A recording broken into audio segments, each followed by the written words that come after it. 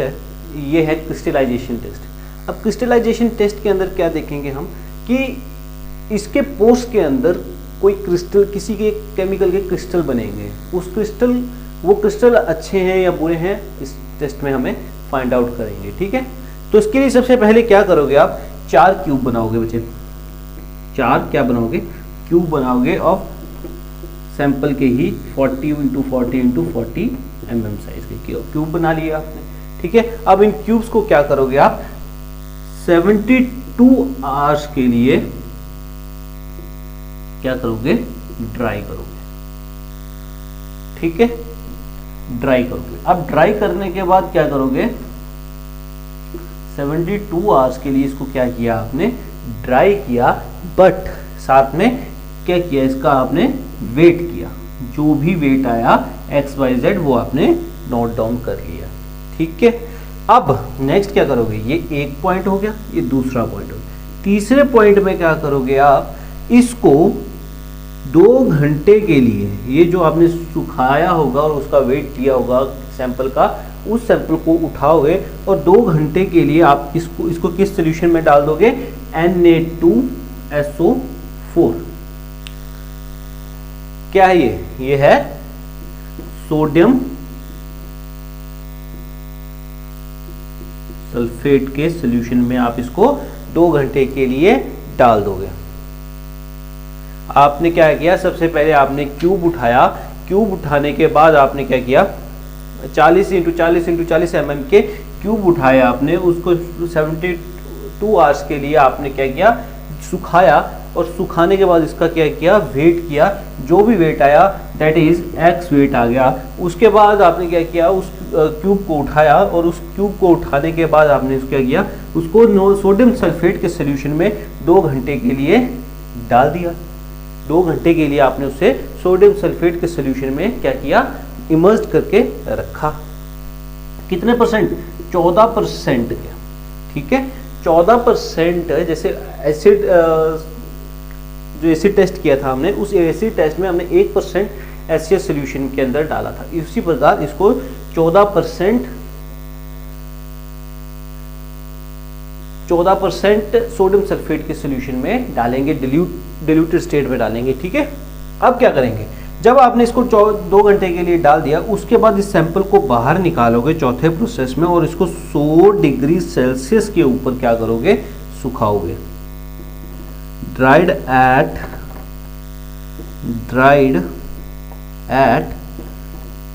100 degree Celsius. 100 घंटे के लिए आपने 100 डिग्री सेल्सियस के टेम्परेचर के ऊपर आपने इसको क्या किया, सुखाया, और उसके बाद क्या किया, आपने इसका वेट किया। सबसे पहले प्रोसेस में क्या किया, 4 क्यूब बनाए आपने, 40 mm 40 mm 30 mm के। 72 घंटे के लिए आपने इसको, 72 आवर्स के लिए आपने इसको सुखाया। ठीक है, सुखाने के बाद इसको आपने क्या किया, वेट किया, इसका जो भी वेट आया XYZ, और फिर इसको क्या किया आपने, 2 घंटे के लिए 14% के सोल्यूशन, डिल्यूटेड सोल्यूशन में, सोडियम सल्फेट के सोल्यूशन में आपने इसको इमर्ज करके रखा। उसके बाद इसको आपने बाहर निकाला, 100 डिग्री टेम्परेचर के ऊपर आपने इसको सुखाया। सुखाने के बाद क्या किया आपने, इसका वेट ले लिए, जो भी इसका वेट आया, कितना आया, 22। ठीक है, अब आपने क्या किया, ठीक है, अब आपने नेक्स्ट क्या किया, इस प्रोसेस को, जो नेक्स्ट जो है, ये जो ड्राइंग, वेइंग, फिर ये जो ड्राइंग वेइंग का प्रोसेस है, ये आपने कितनी बार रिपीट किया, 5 बार रिपीट किया। ठीक है, 5 बार इसको आपने रिपीट किया, और हर बार आपने क्या किया, इसका वेट किया। हर बार क्या किया आपने, इसका वेट किया। वेट इंटू, यहाँ लिख देता हूँ 5 टाइम इसका आपने क्या किया, वेट किया। अब आपने देखा कि लिटिल डिफरेंस आया है, लिटिल डिफरेंस आया है। ठीक है, लिटिल डिफरेंस आया ही होगा। अब ये क्यों आया होगा, ठीक है, अब बताता हूं। क्योंकि जो स्टोन आपने यूज किया होगा, उसके पोर्स में जो भी इसके पोर्स होंगे, उस पोर्स में एक क्रिस्टल फॉर्म हो गया होगा। एक क्रिस्टल फॉर्म हो गया होगा, उस क्रिस्टल को क्या बोलेंगे हम, कैल्शियम सल्फेट का क्रिस्टल फॉर्म हो चुका होगा। अगर उस किसी भी स्टोन के पोर्स के अंदर कैल्शियम सल्फेट का सॉल्यूशन वहां पे क्रिस्टल आपको मिल जाए, दैट मीन्स आप उस स्टोन को यूज नहीं करोगे। ठीक है, उसको यूज क्यों नहीं करोगे, क्योंकि ये क्या होता है, इसका पोर क्वालिटी होती है और ये डिके हो जाता है, डिके हो जाता है ड्यू टू वेदरिंग। ये क्या हो जाता है, डिके हो जाता है बच्चे ड्यू टू वेदरिंग। सबसे पहले आपने क्या किया, सबसे पहले आपने 4 क्यूब बनाए, 4 क्यूब के 40 इंटू 40 mm के 4 क्यूब बनाए। उसके बाद उसको 72 घंटे के लिए आपने सुखाया, उसके बाद वेट किया आपने, फिर उसको क्या किया, 2 घंटे के लिए 14% के सोडियम सल्फेट के सोल्यूशन में उसने उसको इमर्स करके रखा। उसके बाद उसको बाहर निकाला, ड्राई किया। कितने देर के लिए ड्राई किया, कितने डिग्री टेम्परेचर पे, 100 डिग्री टेम्परेचर के ऊपर आपने उसको ड्राई किया, फिर आपने उसका वेट लिया। यही प्रोसेस आपने 5 बार रिपीट किया। 5 बार रिपीट करने के बाद आपने देखा कि क्रिस्टल बन चुके हैं किसके, कैल्शियम सल्फेट के सोल्यूशन के क्रिस्टल बन चुके हैं। और ये जब ये क्रिस्टल बन जाते हैं तो ये क्या करता है, वेदरिंग एजेंसी के साथ मिलके इसको क्या कर देता है, डिके कर देता है। ये 5 बार रिपीट करने का कारण इसका ये है कि कैल्शियम सल्फेट जो होता है वो लो सोलेबल होता है विद वाटर।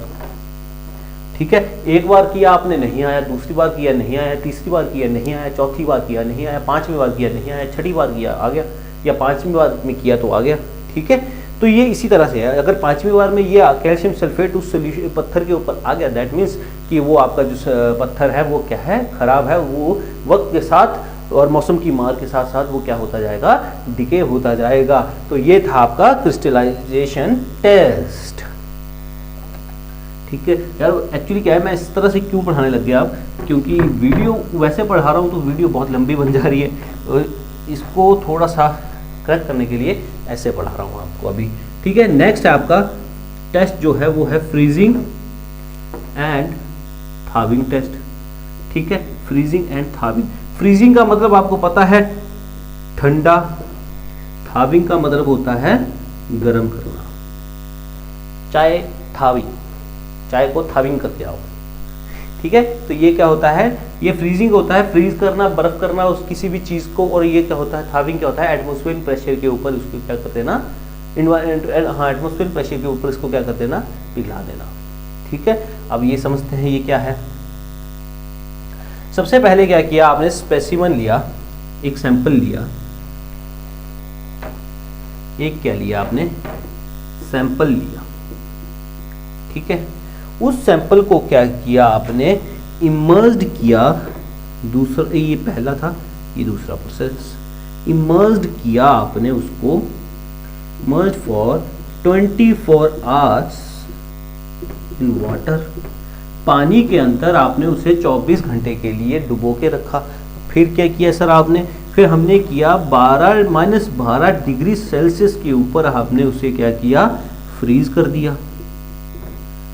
ठीक है, हमने उसे क्या किया, 12 डिग्री टेम्परेचर के ऊपर हमने उसे क्या कर दिया, फ्रीज कर दिया। फ्रीज करने के बाद क्या किया हमने, 12 डिग्री से फ्रीज करे 24 घंटे के लिए, 24 घंटे के लिए -12 डिग्री टेम्परेचर के ऊपर हमने उसे क्या किया, फ्रीज कर दिया।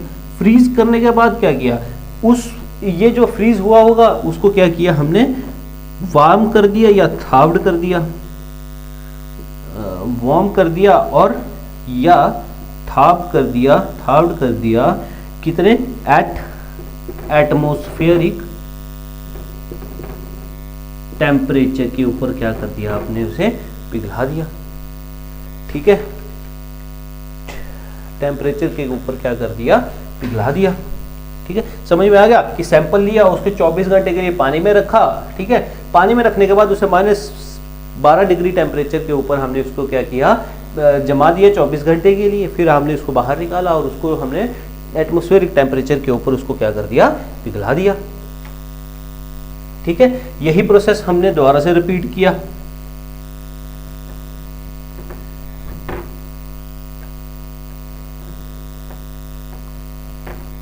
ठीक है, सेम प्रोसेस को क्या किया, रिपीट किया हमने, रिपीट किया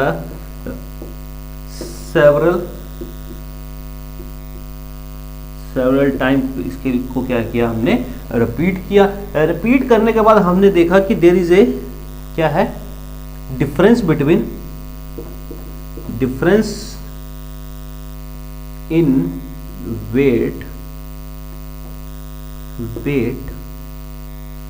this is difference in a wait.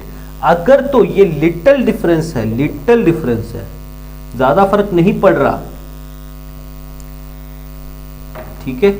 Next है, अगर तो लिटिल थोड़ा डिफरेंस है, लिटिल डिफरेंस इन वेट है, little difference in weight, then the stone is okay, ठीक है, then stone is durable and good weathering qualities, ठीक है, गुड वेदरिंग क्वालिटीज में। बेसिकली ये टेस्ट क्यों किया जाता है, ताकि स्टोन के ऊपर वेदरिंग एजेंसीज का क्या फर्क पड़ रहा है, ठीक है। वेदरिंग एजेंसीज मतलब धूप छाया, माइनस में टेम्परेचर होगा, हॉट टेम्परेचर होगा, तो उस पत्थर के ऊपर क्या फर्क पड़, अगर तो वो ज्यादा डिसइंटीग्रेट हो रहा है, ठीक है, तो हम इसको यूज नहीं करेंगे। अगर लिटिल डिफरेंस आ रहा है वेट में तो चलता है। दाल में वो क्या कहते हैं, लिटिल बिट डिफरेंस के लिए क्या बोलते हैं यार, 19-20 तो चलता ही है, ठीक है। तो वो 19-20 का अगर फर्क है तो ये स्टोन ड्यूरेबल और गुड वेदरिंग क्वालिटी का है। अगर नहीं है तो इसको क्या करोगे आप, रिजेक्ट कर दोगे, दूसरा अलॉट करोगे, ठीक है। नेक्स्ट टेस्ट है, जल्दी जल्दी पढ़ेंगे, ऐसे ही निपटाएंगे अब इसको जल्दी जल्दी, ठीक है। नेक्स्ट है, next test hardness test. Stone की हार्डनेस टेस्ट कैसे करेंगे, देखो इसको जो ये बनाया था, इसको बनाने वाले थे, क्या नाम था उनका, स्पेलिंग 2 मिनट,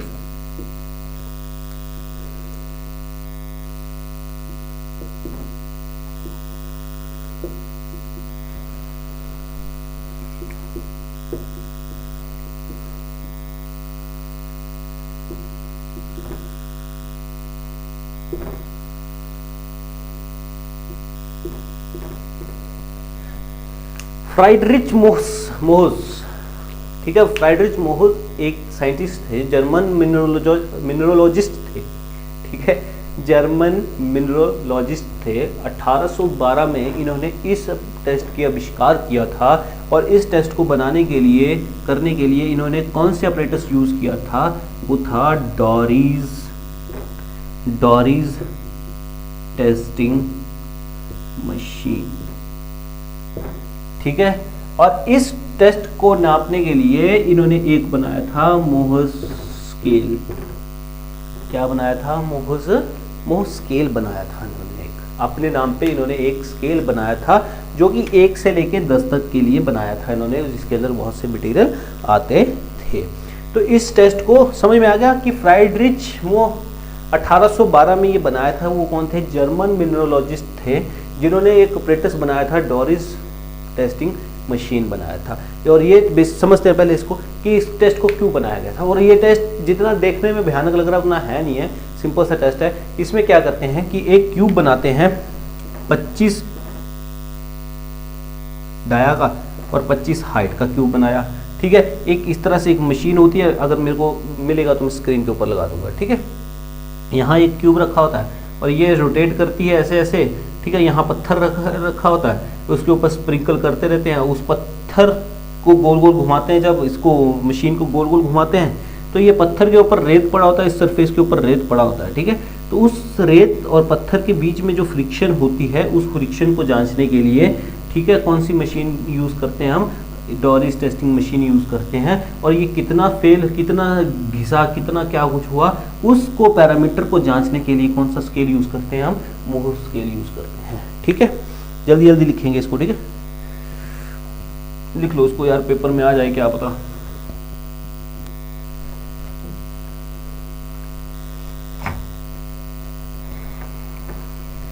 जल्दी जल्दी क्यों करते हैं, टू डिटरमाइन हार्डनेस को डिटरमाइन करने के लिए करते हैं। ठीक है, कैसे करते हैं? एक सिलेंडर बनाते हैं, अगर मेरे को फोटोज मिलेंगी तो मैं स्क्रीन में साथ साथ लगा दूंगा, उस हिसाब से आपको समझ में आ जाएगा। ठीक है, एक सिलेंडर लेंगे, एक सैंपल बनाएंगे 25 mm का, इसकी हाइट होगी, और 25 mm क्या होगा उसका डाया होगा। ठीक है, बना लिया आपने, उसको क्या किया आपने, इसको थोड़ा सा साफ करके बनाते हैं यार, ऐसे नहीं अच्छा लग रहा। सैंपल बनाएंगे 25 mm का हाइट का और 25 mm डाया का एक सैंपल बनाया। यहाँ पे 25 mm हाइट का और 25 mm डाया का क्या बनाया हमने, सैंपल बनाया। उसके बाद क्या किया हमने, इसका वेट का क्या किया हमने, वेट किया, जो भी वेट आया XYZ। ठीक है, अब इस सैंपल को उठाएंगे, यहाँ पे एक मैं बना देता हूँ ऐसे करके, एक समझ लो कुछ इस तरह से है ये यहाँ पे। ठीक है, इस सैंपल को उठाया जो आपने वेट किया, इस सिलेंडर के अंदर डाल दिया आपने। ठीक है, प्लेस्ड इन डॉरीज टेस्ट मशीन। ठीक है, अब क्या करेंगे, ठीक है, अब क्या करेंगे, और इसके ऊपर ये जो सिलेंडर है, इसके ऊपर फोर्स लगेगी, कितनी लगेगी, 50 ग्राम की इसके ऊपर क्या लगाएंगे हम, फोर्स लगाएंगे। इसके ऊपर क्या लगाएंगे, प्रेशर लगाएंगे 1250 ग्राम का। ठीक है, प्लेस कर देंगे, उसके ऊपर फोर्स कितना प्रेशर लगाएंगे हम, 1250 ग्राम का, 1250 ग्राम्स का क्या लगाएंगे हम, प्रेशर लगाएंगे अब। ठीक है, अब जब आपने प्रेशर लगा दिया, फिर क्या करोगे, ठीक है, फिर क्या करोगे,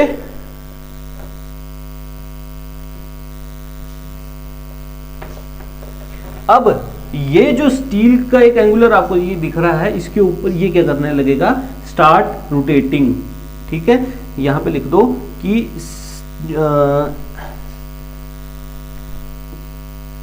स्टील डिस्क स्टार्ट्स रोटेटिंग। ठीक है, जैसे ही ये रोटेट करना स्टार्ट करेगी, कितनी स्पीड पे, एट 28 RPM। 28 RPM पे हम इसको क्या करेंगे, स्टील को रोटेट करना स्टार्ट कर देंगे। ठीक है, अब जैसे जैसे ये रोटेट करने स्टार्ट करेंगे, इसके ऊपर क्या करेंगे हम, कोर्स सैंड का स्प्रिंकल करना स्टार्ट कर देंगे। स्प्रिंकल मतलब इसके ऊपर जैसे जैसे ये घूमेगा, इसके ऊपर साथ में हम फोर्स लगाएंगे। इसको मैं बेसिकली बाद में समझाता हूँ आपको, देसी भाषा में आप समझ जाओगे तुरंत। पत्थर यहाँ पे हम क्या करेंगे, इसके ऊपर प्रेशर एक्सर्टेड करेंगे। ये एंगुलर स्टील है, स्टील प्लेट है, ये गोल गोल घूमेगी। ठीक है, अब फ्रिक्शन कैसे आएगा, तो इसके ऊपर क्या कर दिया इन्होंने, कोर्स सैंड का, रेत का छिड़काव करना स्टार्ट कर दिया। अब जब रेत का छिड़काव किया तो यहाँ पे इसके ऊपर प्रेशर लगा, ये क्या करने लग जाएगा, फ्रिक्शन करेगा, तो ये या तो घिसेगा। ठीक है, क्या करेगा, ये घिसेगा, बस उसी घिसने, जितना घिसेगा वही चेक करना है हमने। ठीक है, आरपीएम पे कितना करेंगे, इसको हम रोटेट करेंगे, कितने रेवोल्यूशन के लिए, 1000 रेवोल्यूशन पे इसको क्या करेंगे, हम रोटेट करेंगे। ठीक है, जब 1000 पूरी हो जाएगी, तब क्या करेंगे, हम इसका वेट कर लेंगे। 1000 रेवोल्यूशन पूरी हो जाएंगी, उसके बाद इसका वेट करेंगे।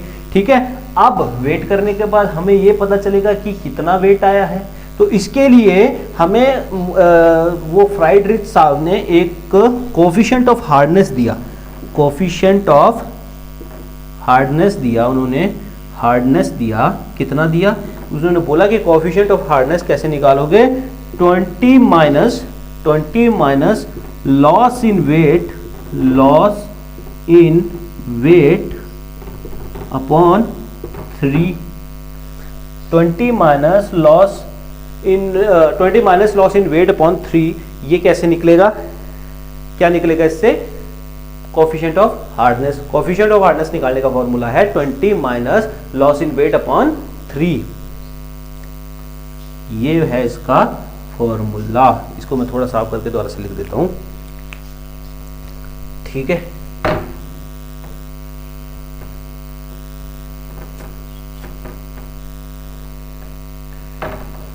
कैसे ये कोफिशिएंट ऑफ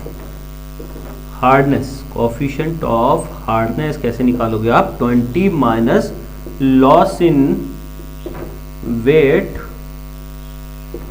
अपॉन 3, ये क्या है इसका कोफिशिएंट ऑफ हार्डनेस को निकालने का फॉर्मूला। अगर समझ में आया है तो थम्स अप, नहीं आया है तो मैं दोबारा से समझा देता हूँ। क्या है कि एक आपने सैंपल लिया जिसकी की हाइट 25 mm थी, डाया जिसका था 25 mm, ठीक है। उसको आपने क्या किया, वेट किया उसका।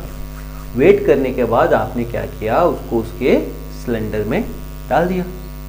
यही था ना कि आपने उसको क्या किया, उसके सिलेंडर में डाल दिया। अब क्या है,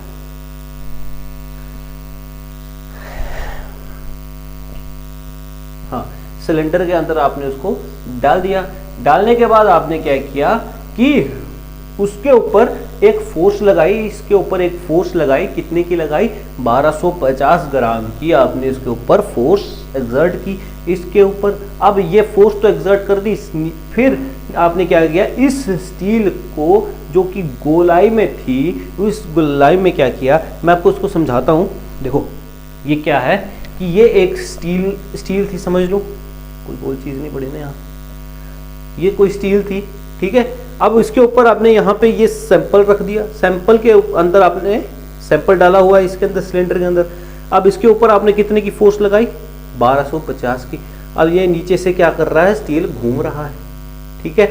अब आग में घी डलना अभी बाकी था, तो उन्होंने क्या किया कि कितना फ्रिक्शन हो रहा है, मतलब इससे तो कोई फ्रिक्शन का उनको पता नहीं चल रहा था कि कितना फ्रिक्शन हो रहा है, इसके ऊपर ये रोटेट कर रहा है, ठीक है। तो उन्होंने क्या किया, आग में डाले घी।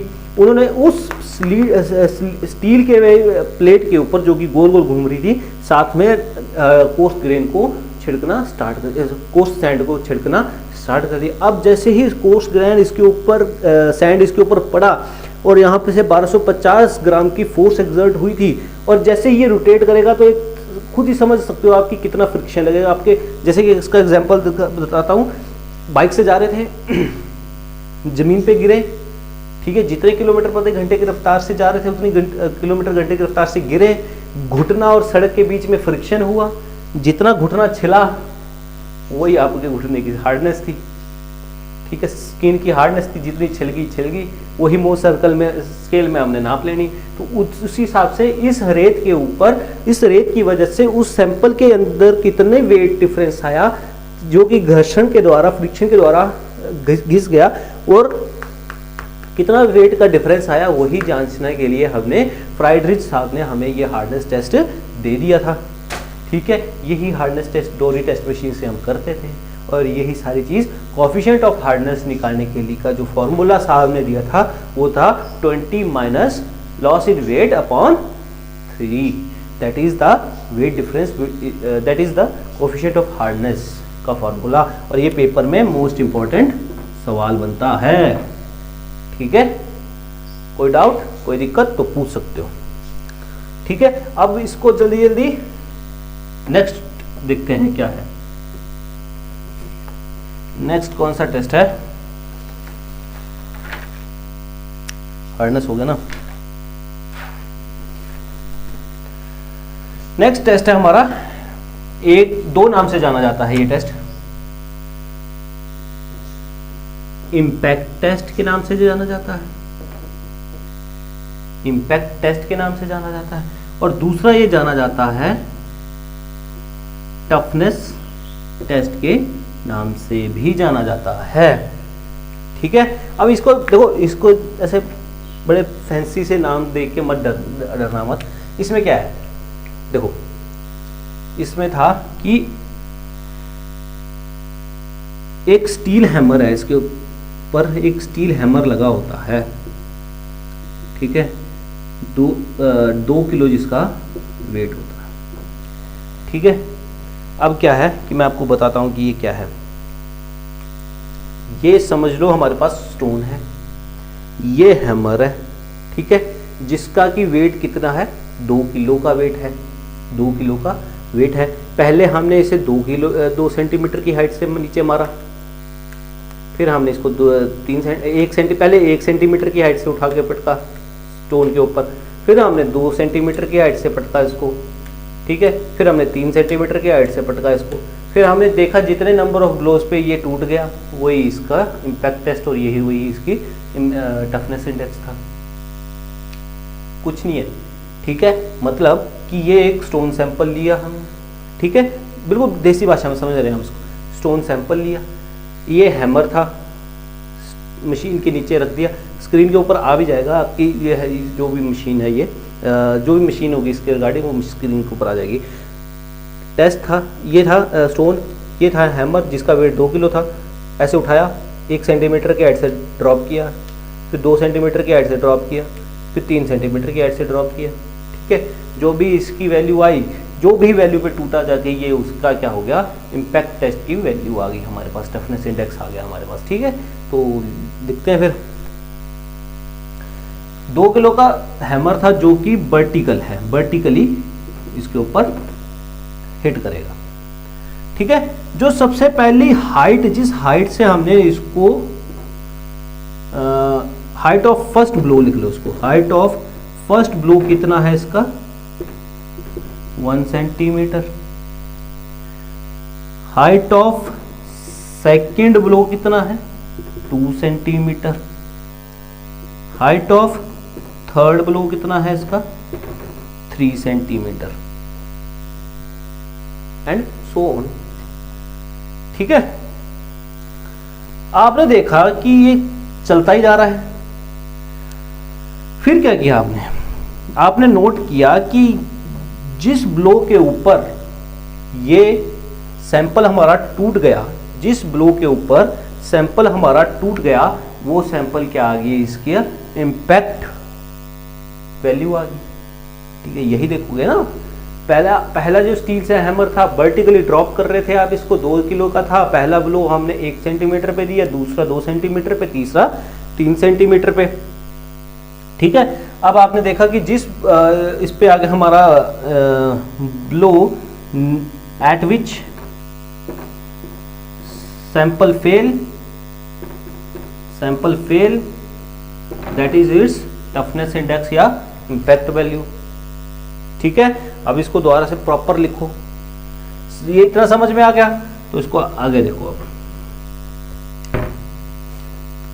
आगे क्या बोल रहा है, इसमें एक सैंपल लिया हमने, सैंपल लिया कितनी हाइट का 25 mm हाइट का, 2.5 सेंटीमीटर की हाइट का और 25 mm डाया का, 25 mm का डाया का हमने सैंपल ले लिया। जो ब्लोअर में आपके बात कर रहा था, अगर 19 उसकी वैल्यू आती है 19, तो वो रोड के लिए यूज किया जाएगा, फॉर रोड कंस्ट्रक्शन, ठीक है। इम्पैक्ट वैल्यू n की वैल्यू है, ये नंबर ऑफ, ये क्या है, number of blows, number of blows है, क्या है ये, नंबर ऑफ ब्लोज। तो ये क्या करेगा, किसके लिए यूज करेंगे हम इसको, रोड कंस्ट्रक्शन के लिए यूज करेंगे, फॉर द रोड कंस्ट्रक्शन इसको हम यूज करेंगे, ठीक है। अगर उसका टफनेस इंडेक्स कितना आता है 13 to 19 आता है, तो वो क्या है, मीडियम टफ है, मतलब इसकी मीडियोकर है, मेरी तरह से वो मध्यवर्गीय स्टूडेंट रहा है अपने टाइम में, ठीक है। तो ये क्या है, मीडियम टफ है, ठीक है। और अगर इससे नीचे है, बिलो 13 है, तो वो पोर क्वालिटी है और इसको हम नहीं यूज कर सकते भाई, गया गुजरा ही है ये, तो इसको कैसे यूज करेंगे हम। अगर 25 से कम है, अगर इससे कम है, 13 से कम है, तो उसको हम यूज नहीं कर सकते। अगर 19 है तो उसको रोड कंस्ट्रक्शन में हम यूज कर सकते हैं। और ये टेस्ट किसके लिए किया जाता है, ताकि जो रोड के ऊपर सडन इम्पैक्ट पड़ता है किसी भी चीज का, या पत्थर के ऊपर सडन इम्पैक्ट पड़ता है, ठीक है, जैसे फ्लोर के ऊपर आप कुछ भी गिरा देते हो, कोई भी हैवी चीज गिरा देते हो तो वो टूट जाती है ना, तो उस टूटने की क्षमता को, कितने वेट पे टूटेगी, कितना क्या टूटेगा, इसकी को जांचने के लिए हम कौन सा टेस्ट करते हैं, इम्पैक्ट टेस्ट करते हैं या इसका टफनेस टेस्ट करते हैं। अगर उस नंबर ऑफ ब्लोज 19 से ज़्यादा है तो रोड कंस्ट्रक्शन में इसको यूज़ कर सकते हैं। अगर 13 से लेके 19 तक है तो वो मीडियम टफ है, उसको देख लेंगे कहाँ यूज़ करेंगे। और 13 से कम है तो भाई तुमसे तो ना हो पाएगा, तो तुम तो चलो यहाँ से, ठीक है। तो ये है इम्पैक्ट टेस्ट। नेक्स्ट है माइक्रोस्कोपिक टेस्ट। Microscopic test. अब माइक्रोस्कोपिक टेस्ट क्या है? माइक्रोस्कोपिक टेस्ट, माइक्रोस्कोपिक से आपको सीधा देखने से पता चल रहा होगा कि इसमें हम स्टोन को माइक्रोस्कोप से देखेंगे। बिल्कुल सही देख रहे हो भाई, बिल्कुल सही सोचा आपने। आपने क्या किया, एक सैंपल लिया, दूसरा आपने माइक्रोस्कोप लेके आए, माइक्रोस्कोप लेके आए, ठीक है। पहले सैंपल लिया, फिर माइक्रोस्कोप ले आए, फिर आपने माइक्रोस्कोप से उसको ऐसे ऐसे करके देखा, ठीक है। जितना भी आप उसके डीप इसमें जा सकते थे आपने देखा। तो आपने उसमें क्या देखा वो देखा, बताता हूँ अभी आपको क्या क्या चीज़ें आपको उसकी देखनी है स्टोन की। पहला आपने देखना है कि उसका एवरेज साइज ऑफ ग्रेन क्या है। छोटे छोटे कणों से मिलकर ही पत्थर बना होगा ना, तो उसके size of grain, average size of grain क्या है, एवरेज। हाँ, नेक्स्ट क्या देखोगे आप, existence of pores, existence of pores, के छिद्र देखोगे, शेक्स, दरारें देखोगे, ठीक है। मिनरल देखोगे कि किन किन मिनरल से ये बना है।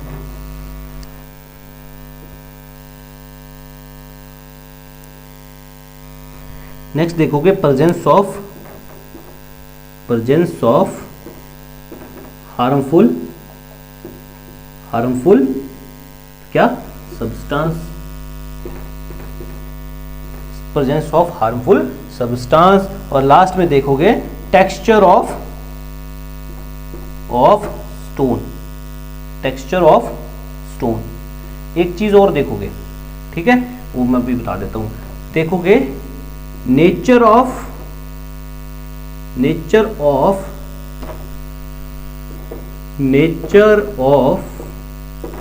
सीमेंटेड मटेरियल, जिस मटेरियल से ये कण आपस में जुड़े हैं उसकी नेचर को क्या करोगे आप, देखोगे। नेचर ऑफ सीमेंटेड मटेरियल मतलब जिस कण से जुड़ जुड़ के ये स्टोन बना है, उस मटेरियल की क्या देखोगे आप, नेचर, ठीक है। ये था आपका माइक्रोस्कोपिक टेस्ट। इसके अंदर क्या क्या देखोगे कि एवरेज साइज ऑफ ग्रेन क्या था, उसके पोर्स की एग्जिस्टेंस को देखोगे ध्यान से कि ज़्यादा वाइड क्या है क्या नहीं है ना।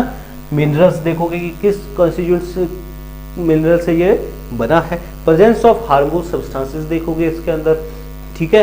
टेक्सचर ऑफ स्टोन देखोगे कि इसका टेक्सचर कैसा है। अगर इसके अंदर पोर्स ज़्यादा हैं, शेक्स ज़्यादा हैं, तो आप नहीं देखोगे। हार्मफुल सब्सटेंसेस दिखते हैं जो कि आपकी, जैसे कि अभी आपको दिखाया हमने कि कैल्शियम कार्बोनेट हो गया, ठीक है। अगर इसके क्रिस्टल्स आपको दिख रहे हैं तो नहीं भाई। तो ये सारी चीज़ें उसके अंदर देखोगे और इसको पास या फेल करोगे। नाइन्थ टेस्ट जो है वो है स्मिथ टेस्ट। ये स्मिथ टेस्ट बड़े चालाक भाई, क्यों? देखो, फ्राइडरिच साहब ने डॉरी मशीन बना दी, किसी ने इटरेशन टेस्ट मशीन, किसी ने इसी टेस्ट बना दी। ये भाई साहब मेरी तरह बड़े लेजी इंसान थे, इन्होंने देखा कि ये सारा कुछ इतना सब कर रहे हैं, चलो मेरा भी कोई भी कंट्रीब्यूशन देता हूँ मैं। तो इन्होंने क्या किया, इन्होंने बोला कि तुम करो एसिड टेस्ट, तुम करो फलाना टेस्ट, इटरेशन टेस्ट करो, तुम्हें जो करना है तुम करो, हार्डनेस टेस्ट करो, मैं सबसे ईजी तरीका ढूंढूंगा। इन्होंने क्या किया, एक ग्लास ट्यूब ली। क्या ली? एक ग्लास ट्यूब ली, ठीक है। उस ग्लास ट्यूब के अंदर क्या डाल दिया इन्होंने, स्टोन्स डाल दिए इन्होंने। क्या डाल दिए? स्टोन्स डाल दिए इन्होंने, ठीक है। अब इसको क्या कर दिया, ऊपर से बंद, इसके अंदर क्या डाल दिया, साथ में पानी। क्या डाल दिया इसके अंदर? पानी, ठीक है। अब पानी डाल दिया इन्होंने, ये ट्यूब उठाई और 1 घंटे के लिए लगातार इसको क्या करते रहे, शेक करते रहे। 1 घंटे तक इसको हिलाते रहे। तो इन्होंने बोला कि अगर इस स्टोन के अंदर जो आप यूज कर रहे हो उसको पीसीज में आपने इसके अंदर डाल दिया है, अगर तो ये पानी, ये जो वाटर है ये बिकम डर्टी, तो इसके अंदर अर्थी मटेरियल्स हैं जो कि आप इसको यूज नहीं कर सकते भाई साहब। ठीक है, अगर ये पानी साफ रहा तो इसको यूज करो भाई साहब। ये पत्थर ही बड़ा पक्का है। इतने लेजी थे भाई साहब हमारी तरह, तो इन्होंने ये बता के टेस्ट को खत्म कर दिया। तो यही टेस्ट था ये कि इसके अंदर पत्थर डाले, ट्यूब ली, ग्लास ट्यूब के अंदर पत्थर के छोटे छोटे टुकड़े डाले, जो पत्थर आपने बेडिंग में यूज करना है, और उसके पत्थरों को डाल के उसके अंदर पानी डाला और उसको 1 घंटे के लिए हिलाते रहे। हिलाने के बाद इन्होंने देखा कि अगर पानी गंदा हो गया तो इसको यूज नहीं कर सकते भाई साहब। अगर पानी साफ है तो आप इसको यूज कर लो, इसके अंदर कोई भी डर्ट मटेरियल्स नहीं है। तो इतने लेजी थे स्मिथ साहब। ठीक है, लास्ट टेस्ट है आज का, और last test water absorption test. Water absorption test. Water absorption test में क्या बोला गया है? वाटर एब्जॉर्प्शन टेस्ट में बोला, ठीक है, उन्होंने बोला कि एक सैंपल लो, एक सैंपल लिया हमने, उस सैंपल को क्या किया हमने, 24 घंटे के लिए, फॉर 24 आवर्स के लिए पानी में इमर्ज्ड कर दिया। ठीक है, अगर तो ये पानी नहीं सोख लेता है, ठीक है, 24 आवर्स के लिए पानी में इमर्ज कर दिया एट 23 डिग्री सेल्सियस। अगर तो ये पानी एब्जॉर्ब कर लेता है तो अच्छी बात है, पर कितना पानी एब्जॉर्ब करे ताकि हमें ये लगे कि ये गुड बिल्डिंग स्टोन है? तो जितना भी इसका वेट है, इस सैंपल का वेट 1 किलो है, तो उससे प्लस 5%। ठीक है, जितना भी उसका खुद का वेट है, ड्राई वेट है, उससे कितना, 5%। ये 1 किलो कितना है इसका ड्राई वेट है इसका ये, ठीक है, उससे कितना, 5% अगर ये सोख लेता है तो ये ओके है। अगर 5% से ज्यादा सोख लेता है तो ये गलत है। बट कितना ज्यादा, कब तक, ठीक है, कितना ज्यादा, हाँ ये ओके है। और कितनी इसकी एक्सेप्टेबल लिमिट है कि हाँ ठीक है यहां तक, बट इससे आगे नहीं। ठीक है, तो ये चीज लिख लो, परमिसिबल लिमिट लिख लो इसकी, परमिसिबल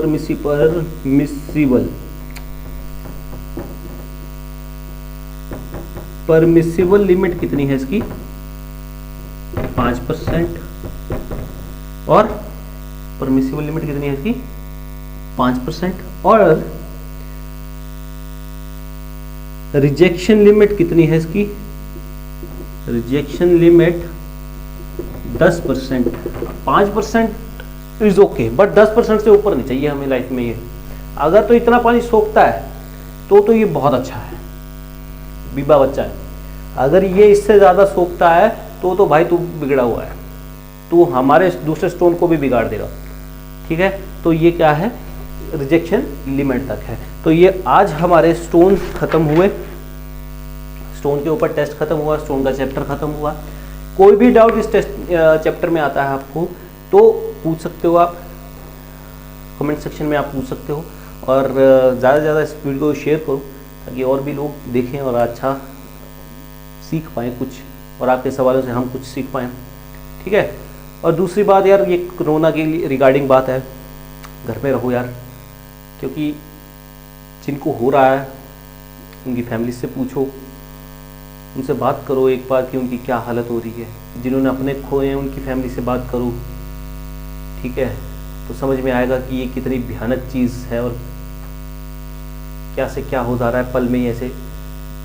ठीक है, तो प्लीज़ सेफ रहो, अपने घरों में रहो, और थोड़ा सा टाइम है यार, कोई बात नहीं, बुरा वक्त है ये, पर ये वक्त भी बीत जाएगा। इतने साल बीत गए, इतने करोड़ों साल बीत गए, तो ये लम्हे भी बीत जाएंगे।